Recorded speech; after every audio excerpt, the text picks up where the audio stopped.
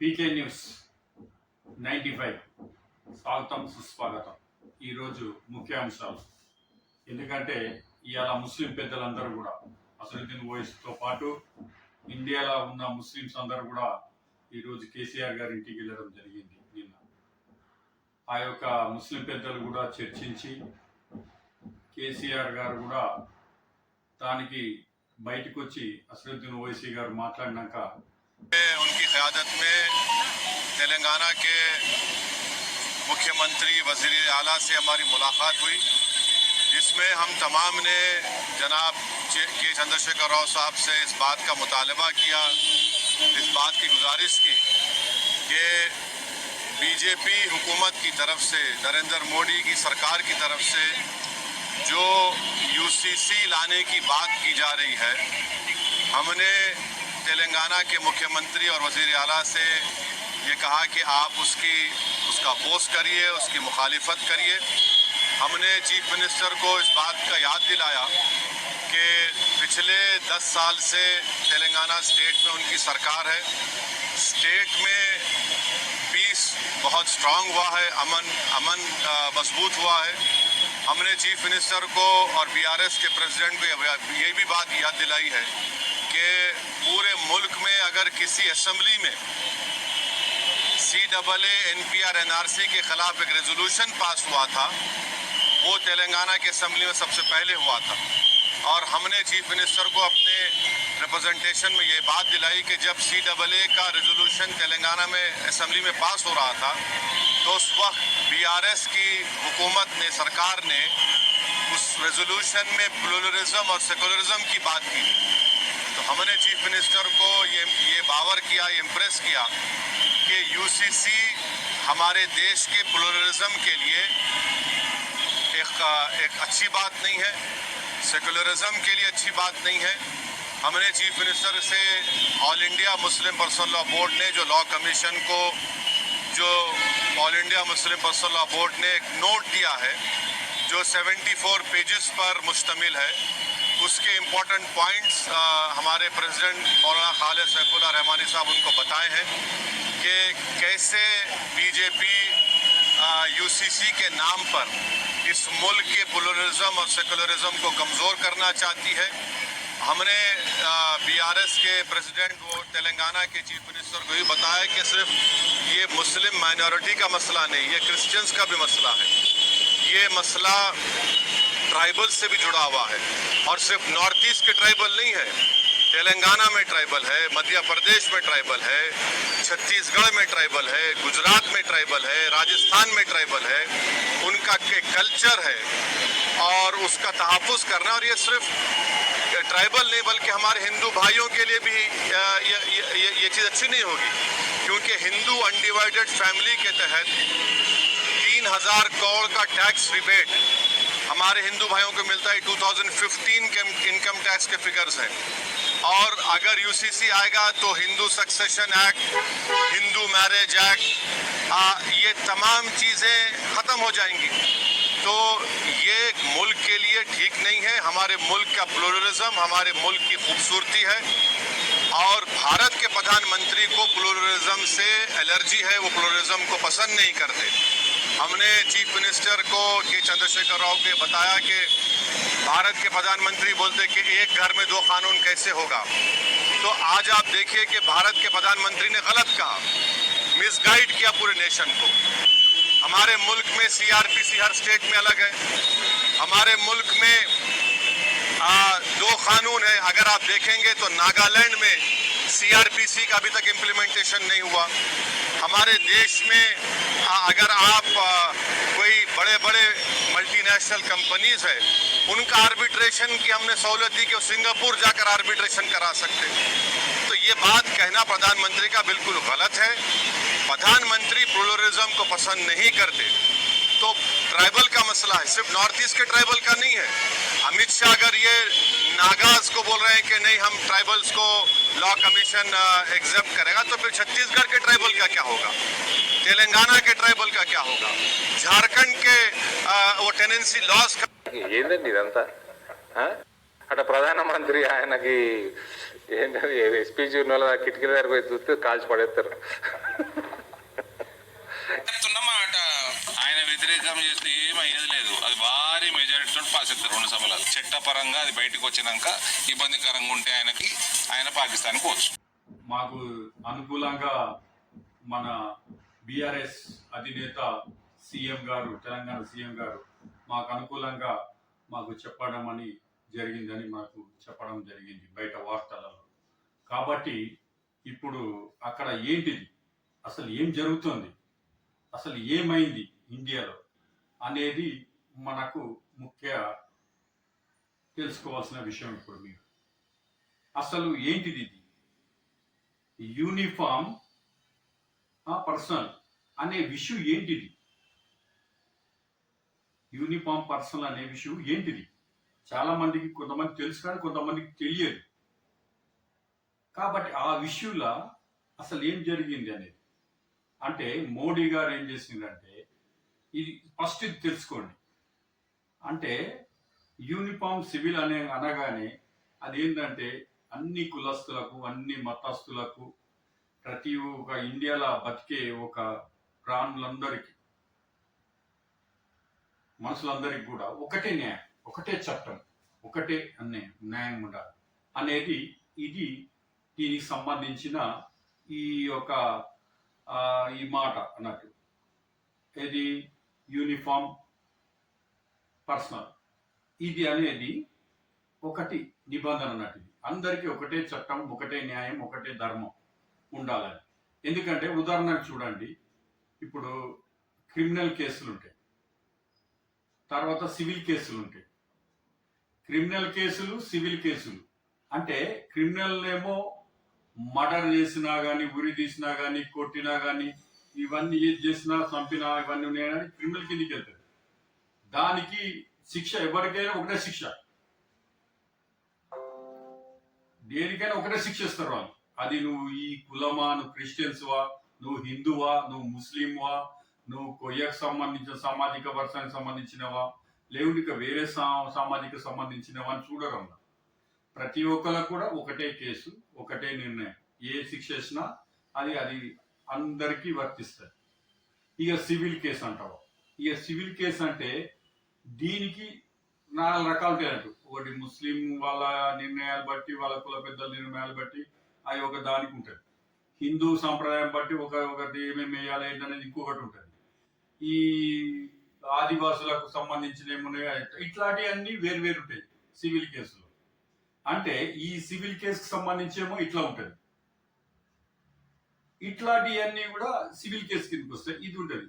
ఇప్పుడు ఇది తీసుకొచ్చారు యూనిఫామ్ పర్సనల్, దీని విషయంలో వచ్చేటోళ్ళకి ఏంటంటే, ఇప్పుడు అందరికీ ఒకటే న్యాయం. అంటే ఆస్తిల న్యాయం ఉంటుంది, ఆడవాళ్ళకు ఉంటుంది, మగవాళ్ళకు ఉంటుంది, సమాన హక్కు ఉంటుంది అన్నట్టు. తర్వాత పోతేమో ఇక ప్రతి ఒక్కటి కూడా ఇట్లనే టోటల్గా అన్ని సమాన హక్కులు ఉంటాయి వాళ్ళకి. ఈ త్రిపుల్ తలాక్ అని, ఇది అని, అదని అట్లాంటివి ఏముండవు. ఇక ఒకటే భార్య, ఒకటే. ఒకవేళ నువ్వు విడాకులు తీసుకోవాలంటే చట్ట ప్రకారంగా పోయి చట్టంలో ఏం నిర్ణయిస్తారో అట్లా చట్ట ప్రకారం తీసుకోవాల్సిందే తప్ప వేరే రూల్స్ ఏం లేవు. అందరికి ఒకటే న్యాయం ఉంటుంది. ఇప్పుడు నువ్వు అమెరికాకు పోయినావు అనుకో, సపోజ్ అవుట్ ఆఫ్ వెళ్ళినావు ఏదన్నా, సరే అమెరికాకు పోయినావు, అమెరికాలో పోతే ఇక్కడ చట్టాలే మాకు అక్కడ వర్తించాలంటే వర్తించవు కదా. అక్కడ ఉండే చట్టాలు వాళ్ళ ప్రకారం అక్కడ ఏ శిక్ష ఇస్తారో దానికే ఉంటుంది. మాకు ఇక్కడ ఉంది కదా ఈ చట్టమే మాకు ఇదే శిక్ష ఏమంటే ఇయ్యరు కదా. ఇప్పుడు నువ్వు దుబాయ్ పోయినావు అనుకో, అక్కడ చట్టాలు వేరే ఉంటాయి. కువైట్ పోయినావు అనుకో, అవి వేరే చట్టాలు ఉంటాయి. అటు ఆస్ట్రేలియా పోయినావు అనుకో, వేరే చట్టాలు ఉంటాయి. సౌత్ ఆఫ్రికా పోయినావు అనుకో, అదో చట్టం. ఇట్లాంటి అన్ని దేశాలలో వేరే చట్టాలు వాళ్ళకు ఉంటాయి. కాబట్టి ఇక్కడికి వచ్చేటాలకు ఇండియాలో కూడా ఇప్పుడు అదే తీరుగా అదే బిల్లుని శాంక్షన్ చేయబోతున్నారు పార్లమెంట్. ఇది మొన్న మాట్లాడిన అట్లా అన్ని వాళ్ళ మొత్తం పెట్టి దాంట్లో పెట్టి శాంక్షన్ చేస్తాడు. దానికి ఈ విషయంలో గొడవలు అవుతుంది. అంటే ఇప్పుడు అక్కడికి వచ్చేటాలకు ఏమవుతుందంటే, త్రిపుల్ తలాక్ అంటే దళితుల పేర్లు వస్తాను, ఏది దళితుల పేర్లు, తర్వాత పోతే ఏమో ఆదివాసుల పేర్లు వస్తాయి బయటికి.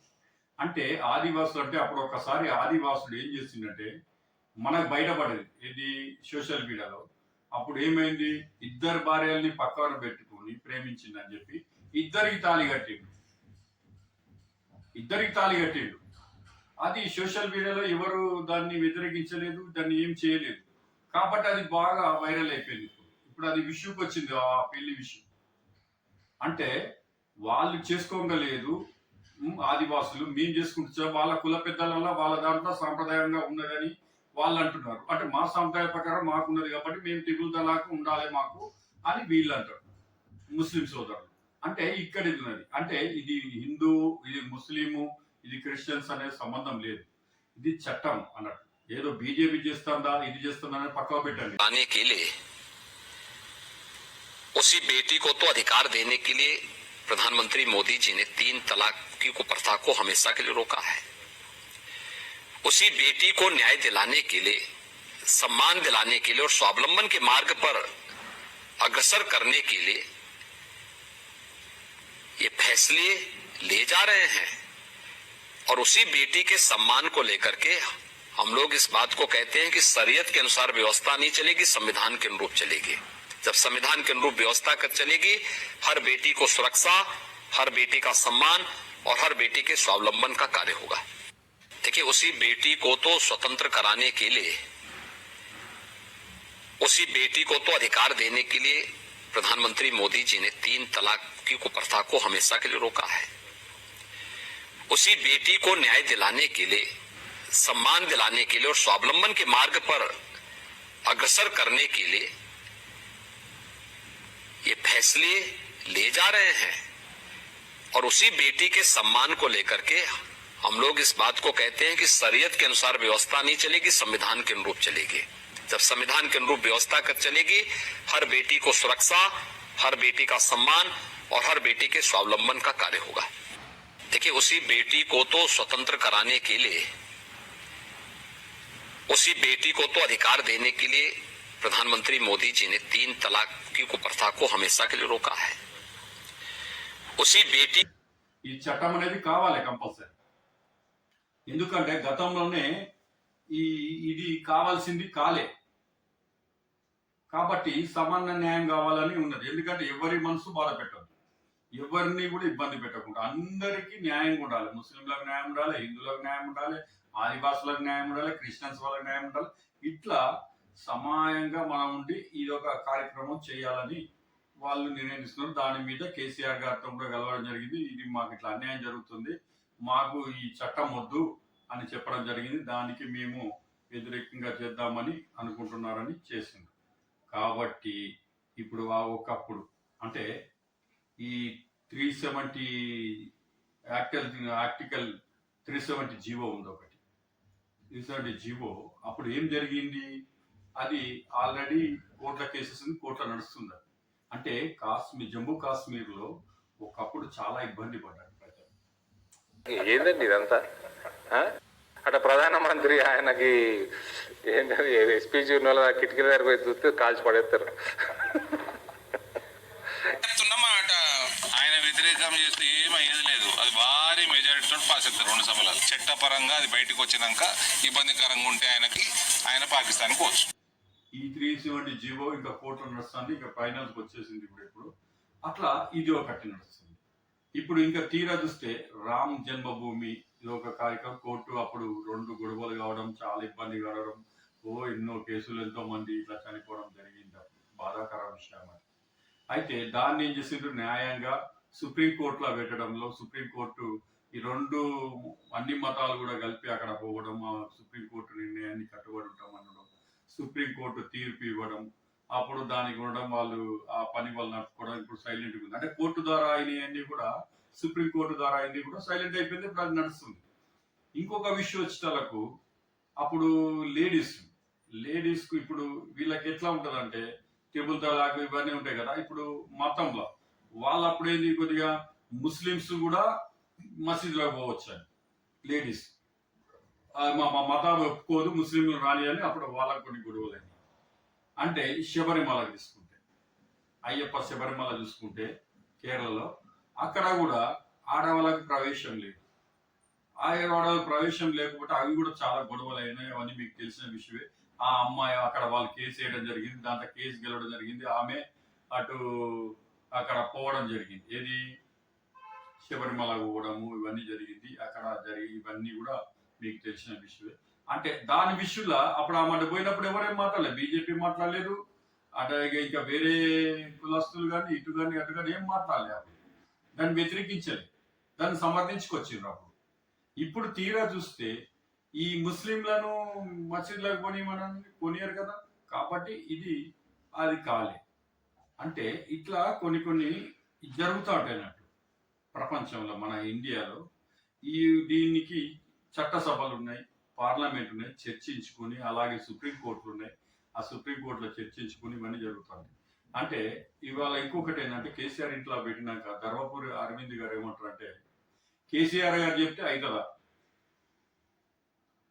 కేసీఆర్ గారు చెప్తే అవుతుందా, అది చట్టసభల్లో అయిపోతుంది, పార్లమెంట్లో అయిపోతుంది, చట్టసభల్లో అయిపోతుంది, మేము అయిపోతుంది, బిల్లు శాంక్షన్ అవుతుంది, నీకు ఇష్టం లేకుంటే నువ్వు పోయి పాకిస్తాన్లో బతుకొచ్చు అని అన్నట్టు చెప్పుకొచ్చింది కేసీఆర్ గారు. అంటే కేసీఆర్ గారికి ఇప్పుడు అక్కడ ఎట్లా ఉందంటే పరిస్థితి, బీజేపీ ఒక సైడ్, అన్ని పార్టీలు ఒక సైడ్. ఇప్పుడు వీళ్లకు బీజేపీ అన్ని పార్టీలు ఈ రెండింటి మధ్య జరుగుతున్న రగడ ఇది ప్రజలందరూ కూడా గమనిస్తున్నారు. ఇదంతా పిచ్చోలేం కాదు, ప్రజలందరూ కూడా గమనిస్తారు. మీరందరూ గమనిస్తారు, మీరందరూ కూడా తెలిసి ఈ విషయం అంతా. ఇప్పుడు అన్ని పార్టీలు ఒకవైపు, బీజేపీ ఒకవైపు ఉంది. ఎందుకంటే అది మొత్తం స్థానాలు వచ్చినాయి కాబట్టి దానికి భయం లేదు. వీళ్ళకు స్థానాలు ఎక్కువ రాలేదు కాబట్టి ఇది ఉన్నది. అంటే ఇదంతా ఓటు రాజకీయం, ఇదంతా ఓట్ల రాజకీయం. ఎలక్షన్స్ దగ్గర వస్తున్నాయి, ఓట్ల రాజకీయం. ఇదంతా ఒక గేమ్. ఇది గేమ్ అన్నట్టు, ఇది ఓట్ల గేమ్ అంటారు దీన్ని. ఓటింగ్ సిస్టంలో గేమ్. ఈ గేమ్ లో అక్కడక్కడ హిందువులలో కూడా ఒకటో ఇద్దరు ముగ్గురు, అక్కడ 100లో ఒక ఇద్దరు ముగ్గురు అప్పట్లో అవగాహన లేని చోట, అవగాహన లేని టైంలో పెళ్లిళ్ళు చేసుకోవడం జరిగింది చాలా మంది హిందువులలో కూడా. అది తప్పు, చట్టరీత్యా నేరం. ఇప్పుడు అవగాహన పెరిగింది, అవగాహన సదస్సులు ఉన్నాయి, అవగాహనగా సోషల్ వీడియోస్ ఉన్నాయి, ఇవన్నీ ఉన్నాయి, చట్టాలు ఉన్నాయి, న్యాయస్థానాలు ఉన్నాయి, ఇవన్నీ కూడా ఉన్నాయి. కాబట్టి చాలా మటుకు తగ్గిండ్రు. కాబట్టి ఇప్పుడు ముస్లింలకు కూడా ఏంటంటే త్రిపుల్ తలాక్ అనగానే అక్కడ ఒక అమ్మాయిని చేసుకుని, ఇద్దరు అమ్మాయిలు చేసుకుని, ముగ్గురు అమ్మాయిలు చేసుకుని, నలుగురు చేసుకుని, ఐదుగురు చేసుకున్న వాళ్ళు కూడా ఉన్నారు. అంటే ఇట్లా చేసుకోవడం తప్పు అనేసి ఇప్పుడు వాళ్ళు చేసేది ప్రయత్నం. ఏది సమాన హక్కు ఉండాలి వాళ్ళకు, సమానంగా ఇప్పుడు భార్య భర్తలు విడిపోయినప్పుడు పిల్లలకు కూడా సమాన హక్కు ఉంటుంది ఇలా దీంట్లో ఈ చట్టంలో. అంటే ఇట్లా నిర్ణయించి చేయడం జరిగింది. దీనికి ప్రజలందరూ కూడా ఏం తీర్పిస్తారో చూడాలి. తర్వాత పార్లమెంట్ లో చట్టసభల్లో కూడా ఏం న్యాయం జరుగుతుంది, ఏమవుతుంది ఏందనేది చూడాలి. అలాగే కేసీఆర్ గారు కూడా మరి చూడాలి. ఎందుకంటే ఇటు మా ముస్లిం ఆడవాళ్లకు న్యాయంగానే అనిపిస్తుంది, ఇది తీరా చూస్తే ఇటు హిందువులకు కూడా న్యాయం అనిపిస్తుంది. ఇవన్నీ కూడా టోటల్ గా ఆలోచించాలి. మరి కేసీఆర్ గారు ఏ నిర్ణయం తీసుకుంటారు, కాంగ్రెస్ ఏ నిర్ణయం తీసుకుంటది, ఇట్లాంటి పార్టీలన్నీ కూడా ఎట్లా నిర్ణయం తీసుకుంటారో ప్రజలందరూ కూడా గమనిస్తూ ఉంటారు. ప్రజలందరూ కూడా ఏ ఒక్కరిని కూడా వదిలిపెట్టరు, భూతాదంలో పెట్టి ఎతికి చూస్తారు ప్రజలందరూ కూడా. ఇదంతా ఓట్ల స్ట్రెంత్, ఓట్ల కోసమే అని కూడా తెలుసుకోవాలి. కానీ ఇది న్యాయం, ఇది న్యాయమైన కోరిక కాబట్టి ఎట్లా ఉంటది ఏంటిది అనేది చూడాలి, వేసే చూడాలి. ఈ విషయంలో మాత్రం కేసీఆర్ గారు ఏమవుతుందో ఏంటిదో చూడాలి పరిస్థితి. అసదుద్దీన్ ఓవైసీ గారు పోయారు, ముస్లిం పెద్దలు పోయారు, మళ్ళా ఆదివాసుల పేర్లు వస్తున్నాయి, తర్వాత గిరిజనుల పేర్లు వస్తున్నాయి, దళితుల పేర్లు వస్తున్నాయి, ఇవన్నీ కూడా వస్తున్నాయి. కాబట్టి వాళ్ళందరూ కూడా ఎవరు ముందుకు వస్తారు, ఎవరు ఏం చేస్తున్నారు ప్రజలందరూ కూడా గమనిస్తున్నారు. దీనికి ప్రజలే న్యాయం చేస్తారు, ప్రజలకే తీర్పు. ఇది మొత్తం కూడా ప్రజలే దీన్ని మొత్తం చూస్తున్నారు. మీ అందరికి కూడా ఈ నా పీకే న్యూస్ 95 ను ఆదరిస్తున్న మీ అందరికి కూడా సలాం.